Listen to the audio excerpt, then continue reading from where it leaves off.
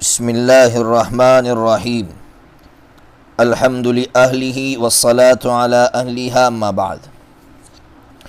رمضان کا مبارک مہینہ آیا چاہتا ہے، قریب ہے۔ رمضان کے مبارک مہینے میں ایک بہت بڑا عمل تراویح کی نماز کا عمل ہے۔ تراویح کی نماز کے تعلق سے کچھ چیزیں ایسی ہیں کہ ان میں اصلاح کی بہت بڑی ضرورت ہے۔ کیا مطلب؟ جو چیزیں ضروری نہیں ہیں ان کو ہم نے ضروری بنا لیا ہے۔ مثال کے طور پر 4 رکعت کے بعد بیٹھتے ہیں تو بیٹھنے کو ضروری سمجھ لیا ہے، اتنا ضروری سمجھ لیا ہے کہ اگر امام صاحب جلدی سے اٹھ جائیں اور امام صاحب وہ دعا نہ پڑھیں جو دعائیں لٹکی ہوئی ہوتی ہے تو بہت سے بوڑھے تو اس پر تنبیہ کرتے ہیں۔ یاد رکھیے 4 رکعت کے بعد بیٹھنا نہ ضروری ہے نہ سنت ہے۔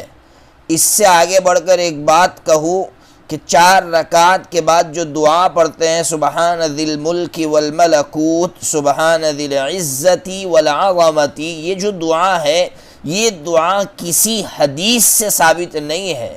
علامہ شامی رحمۃ اللہ علیہ نے صرف اپنی کتاب میں اس کو نقل کیا ہے، باقی حدیث کی کتاب میں کسی کتاب میں نہ صحیح حدیث میں نہ ضعیف حدیث میں یہ دعا موجود ہے۔ اس لیے اس دعا کو ضروری سمجھنا یا اس دعا کو سنت سمجھنا یہ بہت بڑی غلطی ہے۔ ہاں، جو دعا ہم کو یاد ہو یہ دعا پڑھنا چاہے تب بھی پڑھ سکتے، لیکن سنت سمجھے بغیر پڑھیں۔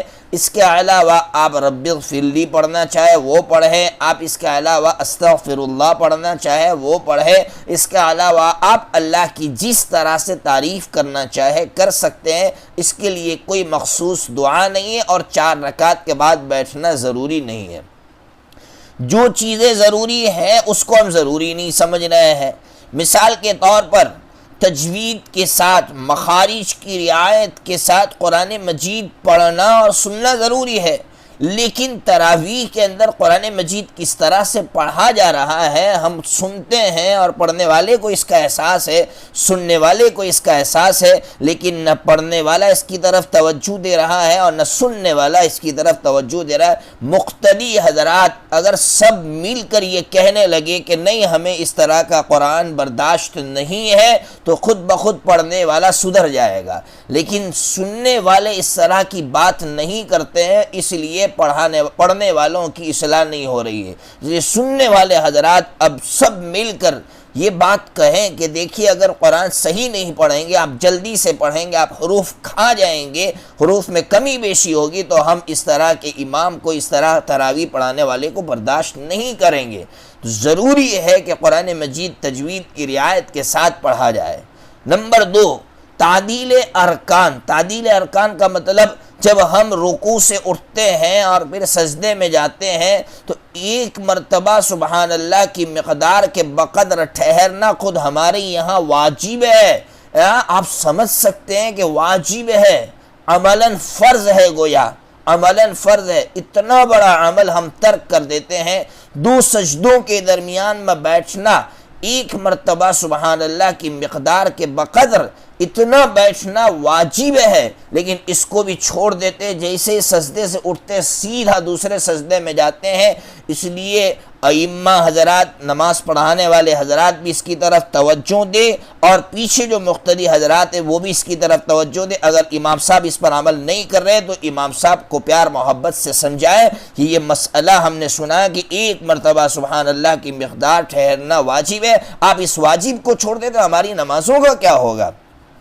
اسی طرح میں ائمہ حضرات سے ایک بات ضرور کہوں گا کہ اگر کوئی آپ کی اصلاح کرتا ہے، بہت سی مرتبہ غلطی ہوتی ہے، پیچھے کوئی اصلاح کر لیتا ہے، امام صاحب بھڑک جاتے ہیں یا وہ حافظ صاحب بھڑک جاتے ہیں۔ اتنے سالوں سے مصلی پر میں امامت کرا رہا ہوں، تراویح پڑھا رہا ہوں، کسی نے میری غلطی نکالی نہیں نکالی، اتنے بڑے بڑے مفتیان کرام میرے پیچھے نماز پڑھ کے گئے، آپ کون ہوتے میری اصلاح کرنے والے؟ یاد رکھیے پیچھے جو مفتی صاحب نماز پڑھ کر گئے ہیں ان کا خاموش رہنا یہ کسی چیز کے صحیح ہونے کی دلیل نہیں ہے۔ ہاں نبی اگر خاموش رہے تو نبی کا خاموش رہنا یہ کسی چیز کے صحیح ہونے کی دلیل ہوتی ہے، نبی کے علاوہ کسی کا خاموش رہنا یہ کسی چیز کے صحیح ہونے کی دلیل نہیں۔ اس لیے اگر کوئی بندہ آپ کو بتلا رہا ہے تو آپ اصلاح لیجئے۔ اور ایک تیسری بات کہ ہمارے یہاں تراویح کو بہت اہمیت دی جاتی ہے لیکن ہمارے یہاں تہجد کو اہمیت نہیں دی جاتی ہے، اس لیے تراویح پڑھنے والے تہجد کا بھی اہتمام کریں۔ تراویح الگ نماز ہے، تہجد الگ نماز ہے، اس لیے رمضان کے مبارک مہینے میں روزانہ تہجد کی 2 رکعت ہو سکتی ہے تو 2 رکعت پڑھے، 4 رکعت ہو سکتی ہے تو 4 رکعت پڑھے، اور 8 رکعت پڑھنا بہتر ہے اگر 8 رکعت پڑھ سکتے ہیں۔ اللہ تبارک و تعالی ہمیں ان غلطیوں سے بچائے اور ہمیں اچھی طرح نماز پڑھنے کی توفیق عطا فرمائے۔